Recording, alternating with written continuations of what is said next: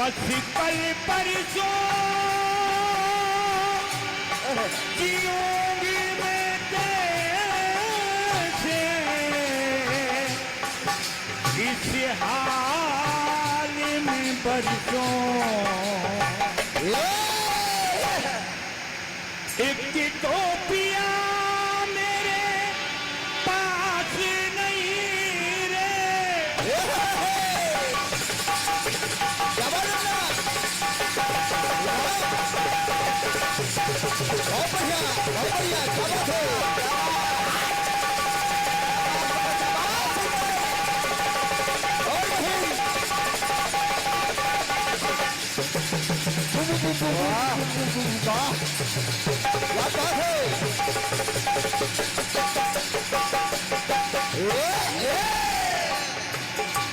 एक तो पिया मेरे पास नहीं रे, तुझे मिलती आस ही नहीं रे, तुझे मिलती आस ही नहीं। मौत न आई तेरी याद जो आई है, लंबी जुदाई 4 दिनों का प्यार और बड़ी लंबी जुदाई।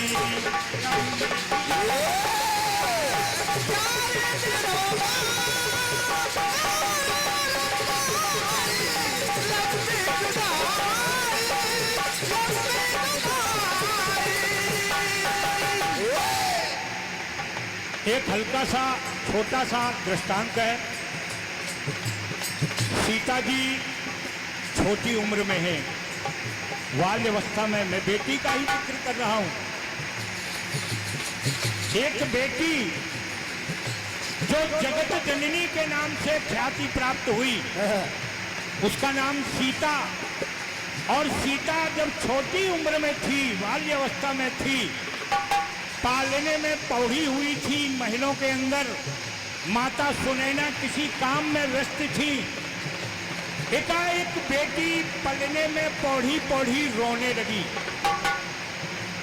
जब रोने की आवाज सुनी माता सुनैना ने, तो विचार कीजिए आप लोग कि कोई भी माँ जिसकी बेटी छोटी हो, चाहे बेटा हो, अगर वो रोने लग जाए तो चाहे कितना जरूरी काम क्यों ना हो, लेकिन सारे काम छोड़ करके वो अपने बेटे को या बेटी को मनाने के लिए आ जाती है। फिर तो वो माँ सुनैना थी।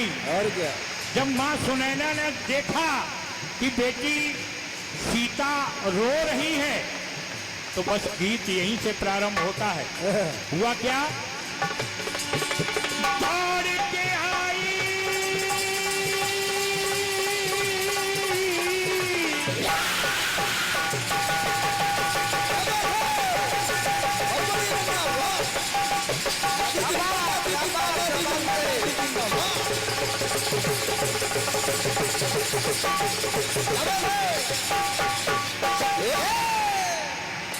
दौड़ के आई, बेटी गोदी में उठाई, मगर रुकती ना रुलाई।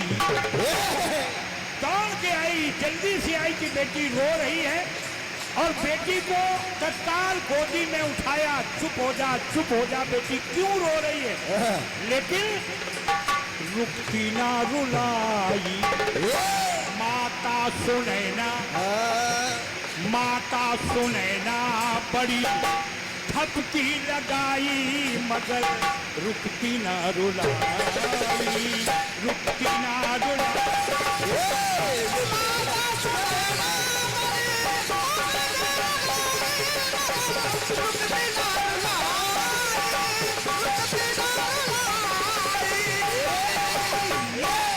और ये खबर हवा की तरह पूरे जनकपुर में फैल गई कि आज बेटी सीता को कुछ हो गया है, रो रही है।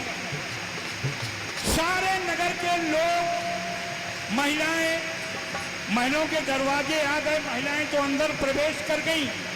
जब महिलाओं ने देखा, नारियों ने देखा कि बेटी चुप नहीं हो रही है, तो देखिए जितने मुंह उतनी बातें हो रही हैं। क्या हो रहा है? अरे कोई कहे कच्ची नींद ना जगी हो, कोई कहे कच्ची नींद ना जगी हो, और कोई कहे इसको नजर ना लगी, कोई कहे इसको नजर ना लगी हो। तो देखिए उपाय भी होने लगे, घरेलू उपाय। जैसे घर के अंदर उन्होंने कहा किसी की नजर लग गई, अरे इसको घुट्टी पिलाओ, इसको पानी पिलाओ, प्यासी तो नहीं है। तो तरह तरह की बातें होने लगी। वही नगर की महिलाएं कर रही हैं। कोई वैद्य नहीं आया अभी। तो हुआ क्या? अरे नजरिया उतारे,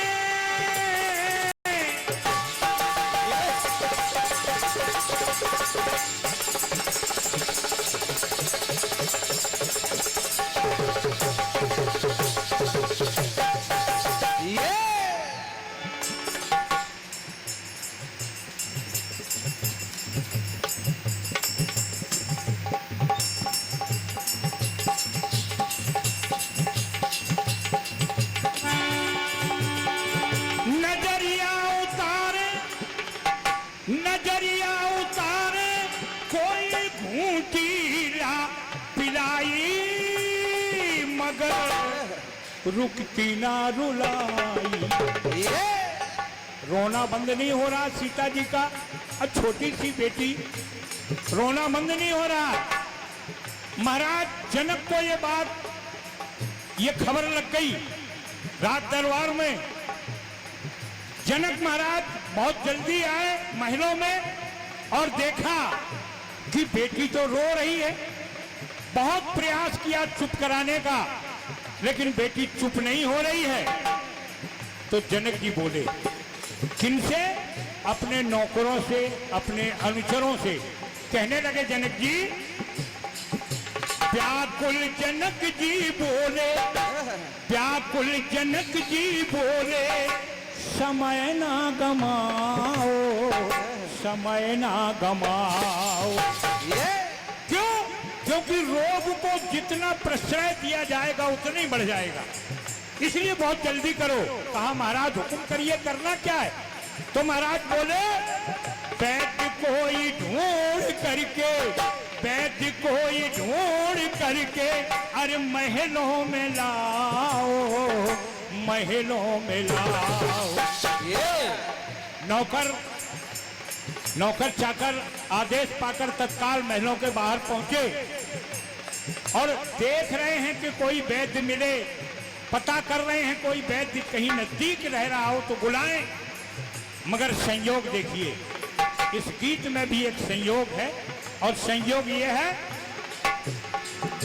चौराहे पर है,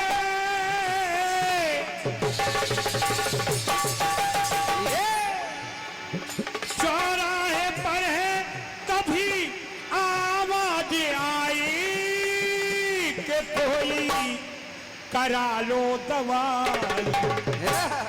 एक आवाज आई चौराहे पर, अरे भाई कोई है? किसी को कोई भी रोग हो, हम जड़ी बूटियों के द्वारा ठीक करते हैं। वो नौकर तत्काल आए, बोले वैद्य जी, हमारी बेटी सीता रो रही है, जल्दी से चलिए आप महलों में और उस बेटी का रोग ठीक करिए। वैद्य जी आए, महलों के अंदर आए। महाराज जनक ने आसन दिया, बैठाया, सम्मान, लेकिन इतना पूछ दिया महाराज जनक ने कि आप इतना पूछ दिया। तो वैद्य जी बोले जनक जी से, कहने लगे वैद्य जी कि महाराज आपको पता नहीं है, हम साधारण वैद्य नहीं हैं, हमारे पास डिग्री है MBBS की। कहने लगे हम दिखते जरूर हैं झोला छाप डॉक्टर, लेकिन डिग्री है हमारे पास। डिग्री क्या है अभी बताया नहीं, अभी बताया नहीं वैद्य जी ने। और कहने लगे कि महाराज जनक, कौन सी दवा जो मेरे अरे पास ही नहीं है, अरे ये रोने का रोग कोई खास नहीं। ये रोने का रोग ये तो हम छुट्टियों में ठीक कर देते हैं, रोना गाना ये तो होता रहता है। और क्या?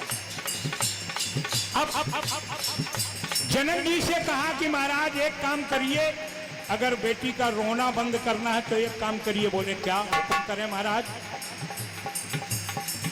बोले इस बेटी के चरणों की धूल अगर मिल जाए, इस बेटी के चरणों की धूल मिल जाए तो बस काम बन जाए। हम महाराज जनक सोचते हैं कि ये बेटी अभी धरती में चली तो है नहीं, पालने में पौड़ी रहती है, भला धूल कहां से आएगी इसके पैरों में? लेकिन शायद कोई ये तर्क दे कि ये धरती से पैदा है तो धूल तो होगी, तो उसका तर्क सही है क्योंकि धरती से पैदा है सीता। जनक जी से कहा महाराज वैद्य जी ने, अब मैं बता दे रहा हूं वैद्य जी कोई साधारण वैद्य नहीं थे महाराज जी, वो शंकर भगवान ही स्वयं वैद्य का रूप धारण करके आए थे।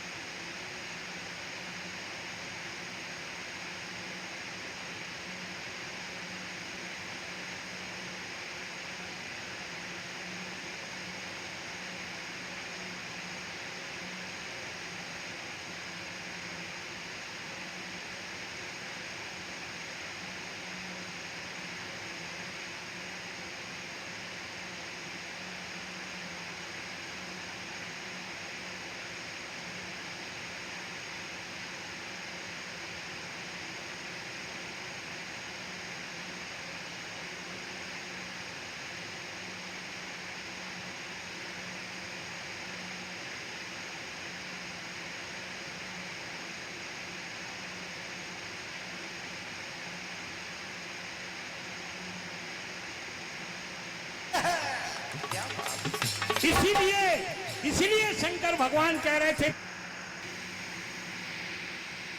क्योंकि उनको पता था कि ये धरती से पैदा है और इसके पैरों में धूल निश्चित लगी होगी, तो महाराज धूल मंगा दीजिए, बस इसका रोग ठीक हो जाएगा।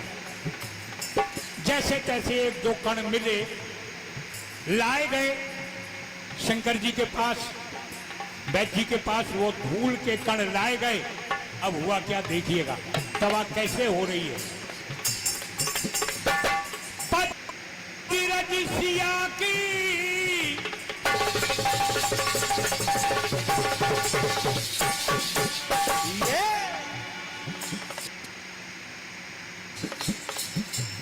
वो चरणों की धूल भगवान शंकर ने ली और किया क्या, बेटी की तो नब्ज भी नहीं टटोली।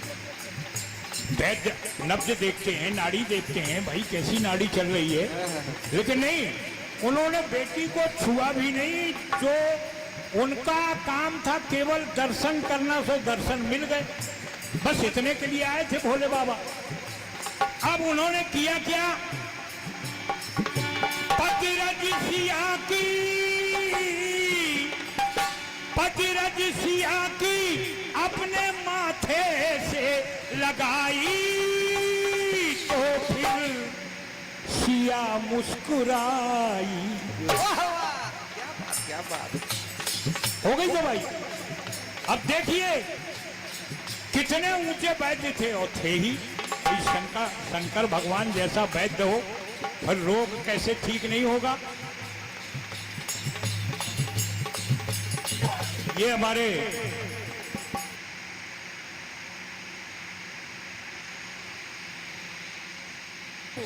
त्रिवेदी जी की ओर से 51 इस गीत पर और 51 हमारे ढोलक वादक भाई सुरेश खरे सारंग को मेरी ओर से बहुत बहुत बधाई है।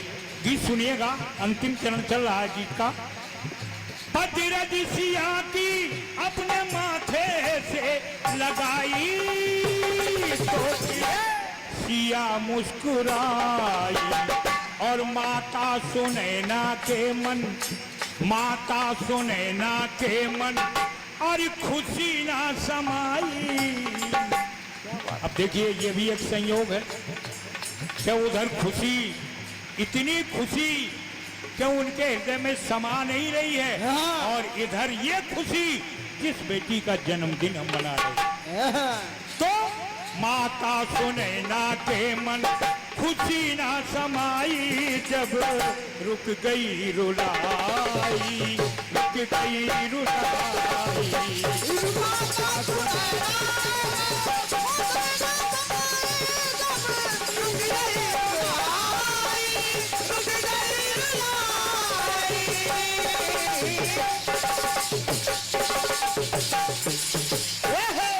आखिरी पंक्तियां हैं, और किसी भी गीत में आखिरी पंक्तियों में कुछ सार होता है। बैठ जी जाने लगे। महाराज जनक जी ने कहा कि वह अभी जनक जी को पता नहीं है कि ये शंकर जी हैं। वो तो मैंने बताया इस गीत में कि वो शंकर जी थे। जब बैठ जी जाने लगे तो जनक जी ने कहा कि महाराज आपकी फीस क्या है, आपका शुल्क क्या है, आपने इलाज किया, कुछ लिया नहीं।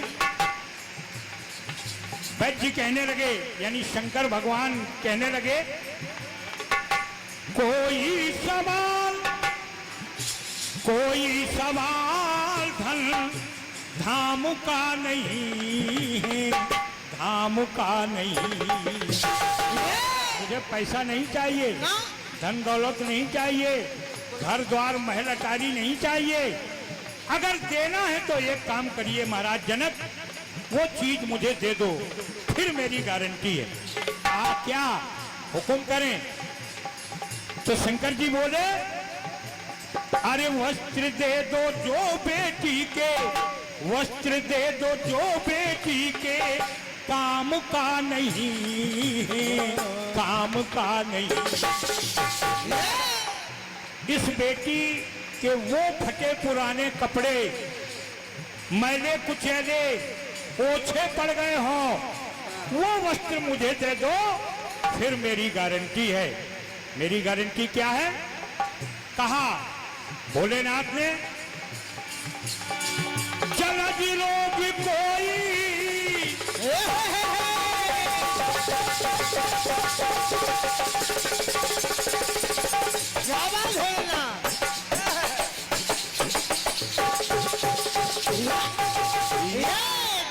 पूरे बुंदेलखंड में कोई जोड़ नहीं है ना।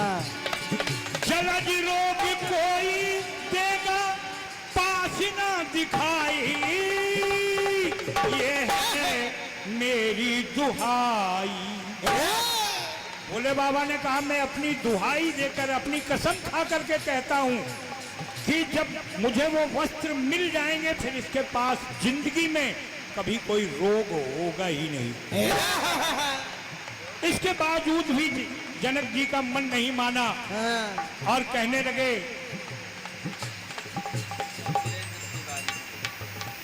हमारे सम्मानीय श्री कौशलेंद्र तिवारी नहरी, आपकी ओर से 51 पत्र मुद्राएं हैं,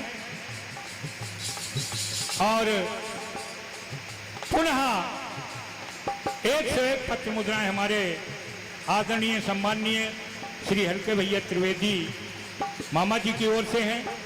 मैं नमन करता हूं और बहुत बहुत बधाई देता हूं कि बेटियां घर की लाज होती हैं, क्योंकि ये दो परिवारों को जोड़ती हैं। इन जैसा दुनिया में कोई है नहीं सामंजस्य बनाने वाला। तो जब बैठ जी जाने लगे तो जनक जी ने कहा कि महाराज कुछ फीस ले लो। कहा फटे पुराने कपड़े दे दो, यही मेरी फीस है। वो जैसे तैसे दे दिए। अब फिर भी मन नहीं माना जनक जी का, तो एक ऐसी चीज दे रहे हैं जनक जी जो ना देते हुए भी बहुत कुछ दे दी गई, और हम लोग भी आज तक तभी से ये परंपरा चल गई, उसी समय से त्रेता से ये परंपरा चल गई कि हम आपको दे रहे हैं और आप हमें दे रहे हैं। और वो क्या है ऐसा मैं बता रहा हूं। अरे राजा जनक जी देते, राजा जनक जी देते वैद्य को बधाई। बधाई हो महाराज आपको, बहुत बहुत धन्यवाद आपका, आपने हमारी बेटी का रोग ठीक कर दिया। अब ये बताओ, हमें बधाई देने में, धन्यवाद देने में हमने कौन सा रुपया खर्च कर दिया? कुछ नहीं खर्च किया, केवल भावनात्मक रूप से हमने उनको वो सब कुछ दे दिया जो रुपए पैसे से नहीं मिल सकता। और वही तो हम कर रहे हैं आज के जमाने में। मैंने बधाई गीत गाया, मनचला जी ने बधाई गीत गाया, क्या दे दिया? केवल भावनात्मक बधाई, धन्यवाद, आशीर्वाद उस बेटी के लिए। और ये तय है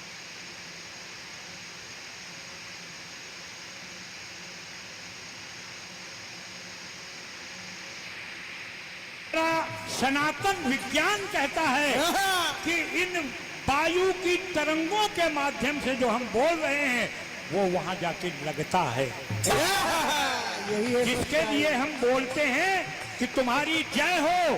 तो वायु की तरंगों के माध्यम से ये धन्यवाद, ये बधाई, ये आशीर्वाद वहां तक पहुंचता है और वही होता है जो हम कहते हैं। ये परंपरा आज तक चली आ रही। राजा जनक जी देते वैद्य को बधाई, जब रुक गई रुलाई, रुक गई रुलाई।